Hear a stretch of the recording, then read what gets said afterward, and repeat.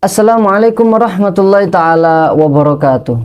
Pemirsa channel YouTube MZT Malang Raya dimanapun Anda berada, Alhamdulillah kita kembali bersama-sama dalam playlist kajian kisah sahabat. Kita kisah sahabat baginda Nabi Muhammad Shallallahu Alaihi Wasallam. Jikalau di video sebelumnya kita sudah mempelajari kisah daripada sahabat Abu Dzar Al-Ghifari, di mana perjuangan beliau, kisah beliau sebelum masuk Islam hingga sampai kepada perjumpaan dengan baginda Nabi Muhammad Shallallahu Alaihi Wasallam dan mengumumkan keislamannya di hadapan para sahabat yang lain. Setelah beliau masuk Islam, beliau ini punya keinginan. Beliau di dalam hatinya punya angan-angan ingin berdakwah, ingin menyampaikan risalah Islam, syiar Islam. Rasulullah membaca dalam diri beliau ini, Rasulullah seorang yang alim, seorang yang halim, seorang yang bijaksana. Kemudian Rasulullah memahami hal tersebut lewat pandangan dan firasat nubuwah baginda Nabi Muhammad Shallallahu Alaihi Wasallam. Sehingga ketika Abu Dzar Al-Ghifari setelah mengucapkan keislamannya, yang pertama disampaikan oleh Rasulullah adalah la tukhbir bi islamika ahadan fi Makkah. Jangan engkau kabarkan tentang keislamanmu kepada siapapun di kota Mekah. Fa inni akhafu 'alaika an yaqtulu. Karena dawuh baginda Nabi Muhammad, kan aku khawatir kalau sampai ada orang tahu di antara mereka orang-orang Mekah, mereka akan membunuhmu. Kemudian Abu Dzar menjawab, walladzi nafsi biyadihi la abrahu Makkah hatta atiyal masjid wa asrukha bi da'watil haq baina dhahrani Quraisy. Ya Rasulullah, demi Allah, tolong izinkan aku karena aku tidak akan meninggalkan kota Mekah sampai aku datang di tengah-tengah Masjidil Haram, yaitu sekitar pelataran Ka'bah.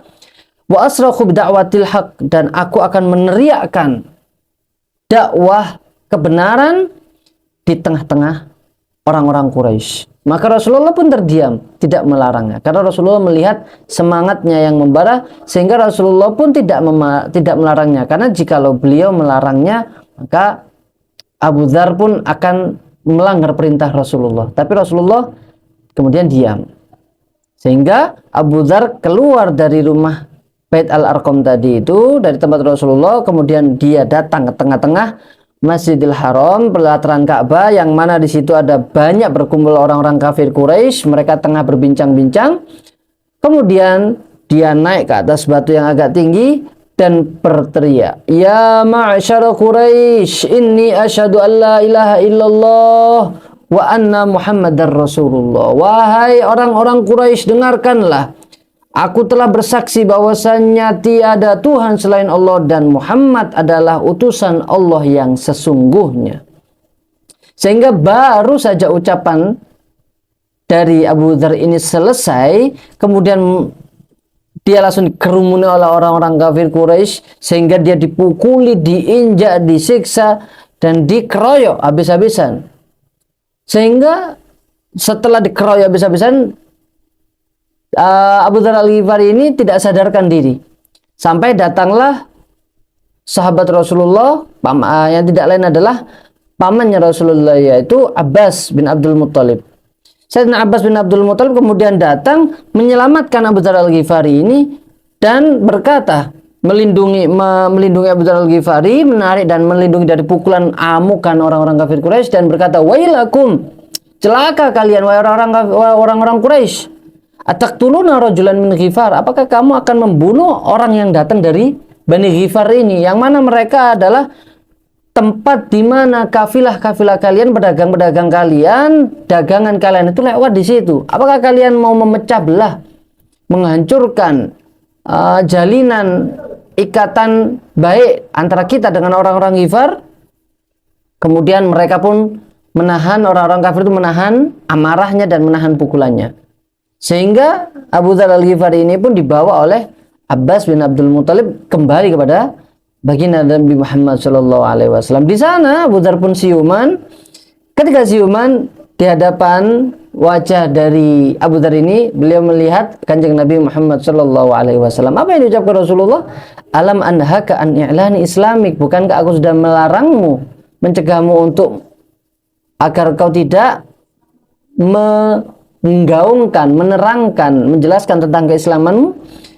Apa jawab dari Abu Dzar Al-Ghifari? Ya Rasulullah, kana hajatan fi nafsi faqadaituha. Ya Rasulullah, itu adalah keinginanku yang sudah tertancap dalam hati dan aku sudah menyelesaikannya. Kemudian melihat dakwahnya, ingin melihat semangat dakwah dari Abu Dzar Al-Ghifari, Rasulullah pun memerintahkan sahabat Abu Dzar ini untuk kembali ke kaumnya.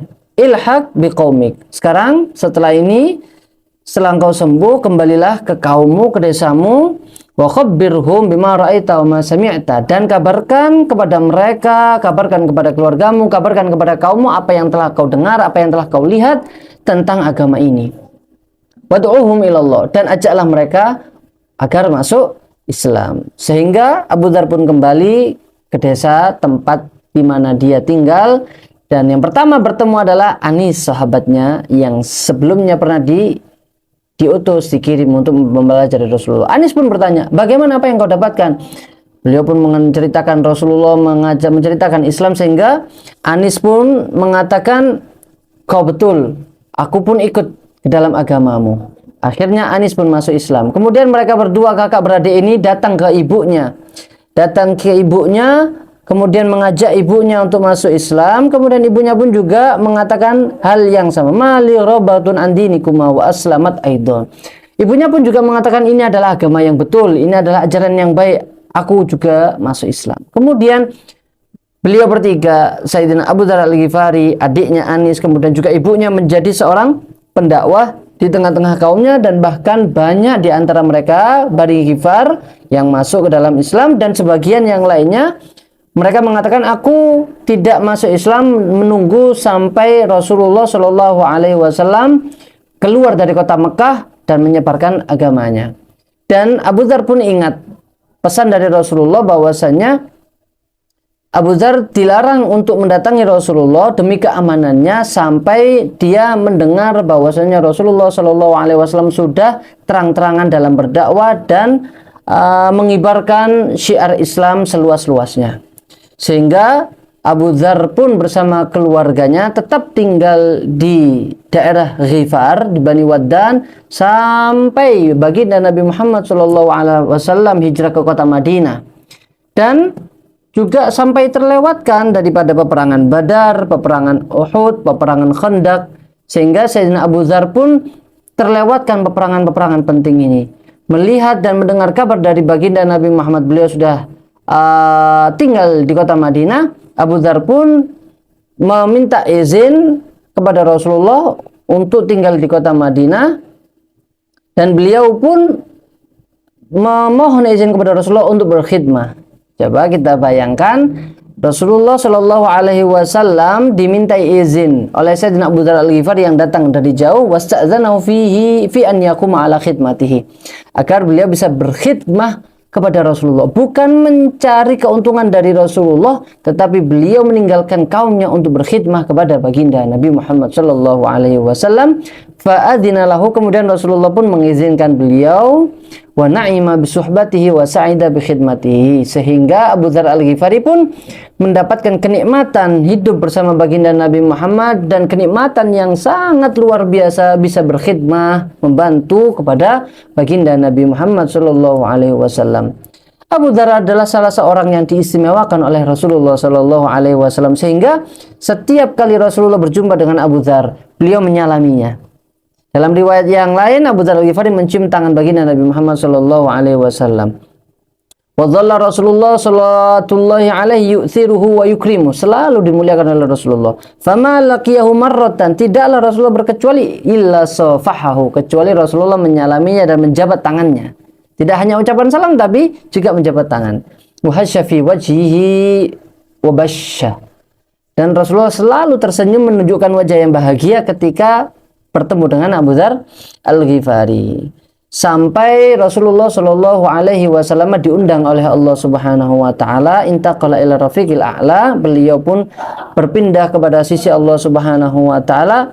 Kemudian Abu Dzar tidak tahan untuk tinggal di kota Madinah yang dulunya beliau hidup bersama baginda Nabi Muhammad, di kota yang penuh kenangan ini, sehingga beliau pun hijrah berpindah ke negeri Syam.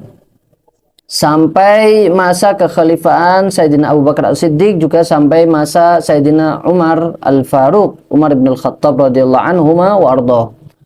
Kemudian sampai di masa kekhalifahan Sayyidina Utsman bin Affan. Ketika masa kekhalifahan Sayyidina Utsman bin Affan, Abu Dzar Al-Ghifari mendapati orang-orang di negeri Syam ini mereka terlalu menikmati dunianya. Min iqbalil muslimin ala dunya. Kemudian mereka juga mendapati masyarakat di negeri Syam ini, di Damaskus ini, sangat mencintai dunia dan hidup bermewah-mewahan, yang mana hal tersebut bertolak belakang dengan apa kata hati dari Abu Dzar Al-Ghifari, sehingga Abu Dzar Al-Ghifari pun mengingatkan mereka untuk hidup zuhud, mengingatkan mereka untuk lebih mengutamakan akhirat, sehingga banyak manusia, masyarakat yang di negeri Syam ini benci kepada Abu Dzar Al-Ghifari yang senantiasa mengajak mereka untuk hidup sederhana, untuk hidup zuhud, dan untuk hidup mengutamakan akhiratnya. Sehingga Sayyidina Utsman bin Affan pun mengundang Abu Dzar Al-Ghifari untuk kembali ke kota Madinah. Tidak lama di kota Madinah, ternyata Abu Dzar Al-Ghifari juga mendapati orang-orang di kota Madinah juga sudah hidup dengan bermewah-mewahan. Mereka mencintai dunia melebihi akhiratnya.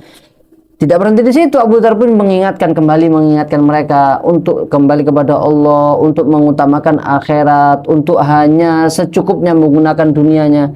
Sehingga Abu Dzar pun banyak dibenci oleh masyarakat sekitar karena keteguhan, keistiqomahan Abu Dzar Al-Ghifari. Sehingga Sayyidina Utsman pun mempersilahkan Sayyidina Abu Dzar untuk pindah ke sebuah desa yang bernama Robzah.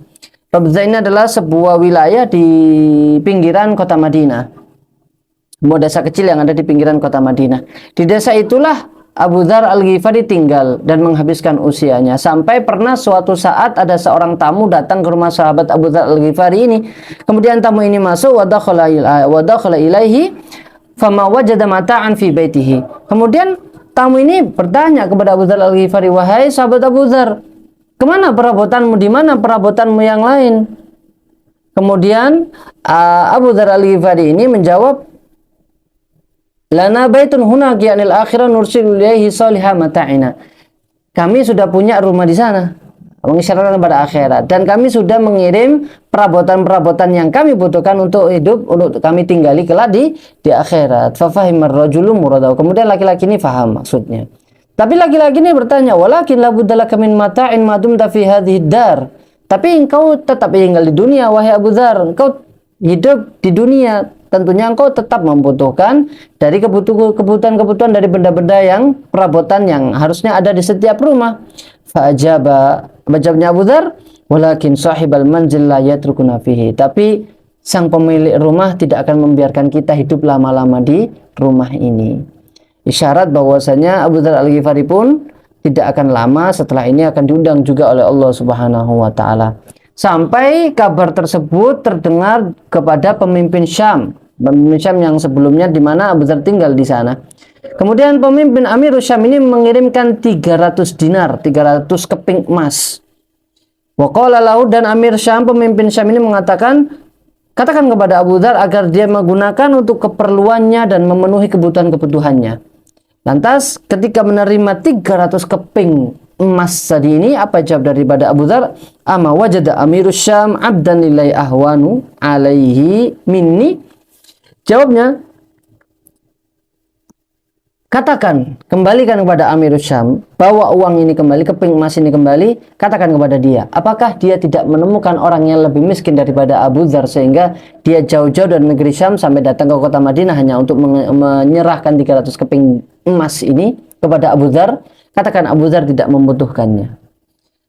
Sehingga sampai kepada tahun 32 Hijriah, Sayyidina Abu Dzar Al-Ghifari diundang oleh Allah Subhanahu wa taala dalam kehidupan yang penuh dengan kesederhanaan dan hidup yang penuh kewaraan dan zuhud yang menempel dalam dirinya.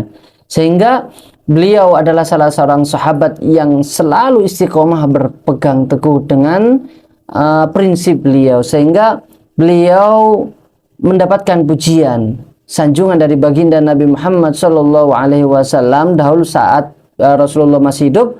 Beliau bersabda, "Ma aqallatil ghabra." Bumi tidak pernah mengandung, menyimpan seseorang.